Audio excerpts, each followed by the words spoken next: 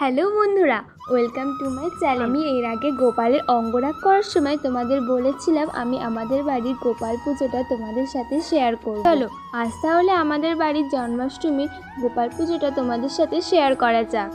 আমি এখানে প্রথমে গোপুসোনাদের খুব ভালো করে স্নানটা করিয়ে নেব, তারপর একে একে সমস্ত কাজ তোমাদের সাথে শেয়ার করব। এরকম যদি আরও নতুন নতুন অনেক ভিডিও দেখতে চাও এবং গোপালের অঙ্গরাগ ও নানান ধরনের মাটির থালি সেট ও নানান কাজ দেখতে চাও, তাহলে অবশ্যই কিন্তু আমার চ্যানেলটা তোমরা সাবস্ক্রাইব করে রেখে আমার পাশে থেকো। আমি এখানে সমস্ত কিছু দই, ঘি, মধু, দুধ, গঙ্গা জল, তুলসী পাতা সমস্ত কিছু দিয়ে গোপাল সোনাকে ভালো করে স্নান করিয়ে নিলাম। আর জানো তো, তুলসী পাতা গোপালের খুব প্রিয়, তাই তোমরা সবসময় চেষ্টা করবে গোপালকে অন্তত একটা হলেও তুলসী পাতা দেয়া। এরপর গোপাল সোনাদের জন্য যে নতুন ড্রেসগুলো কেনা হয়েছিল সেগুলোই আমি একে একে পরিয়ে দিলাম এবং তাদেরকে খুব সুন্দর করে সাজিয়ে দিলাম। তোমরা দেখে জানিও আমার দুই গোপুসোনাকে তোমাদের কেমন লাগলো। আর এতদিনে হয়তো তোমরা এই দুই গোপুসোনার অঙ্গরাগের ভিডিও দেখে নিয়েছো, আর তোমরা অনেকেই হয়তো ভাবছিলে যে স্নান করানোর পর এই রঙগুলো আবার উঠে যাবে না। তো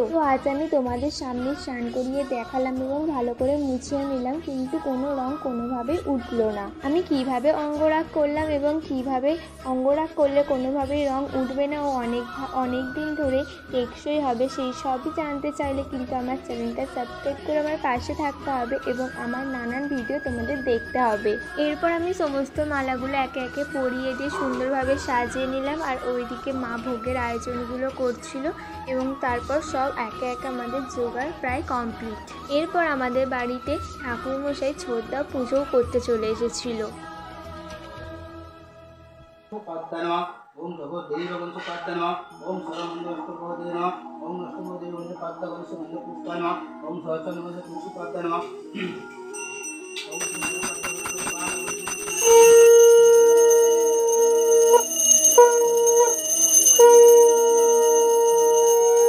তো এখানে তারপর পুজো কমপ্লিট হয়ে গেছে। আর দেখো ভাইকে কত সুন্দর লাগছে দেখতে। তোমরা কিন্তু দেখে অবশ্যই আমাকে জানিও যে তোমাদের কেমন লাগলো।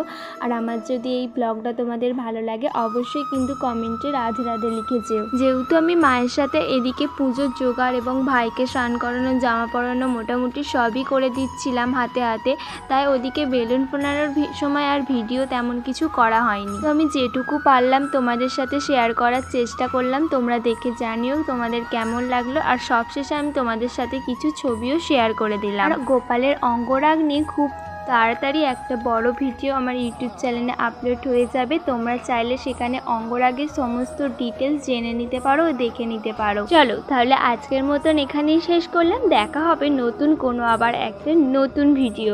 রাধে রাধে।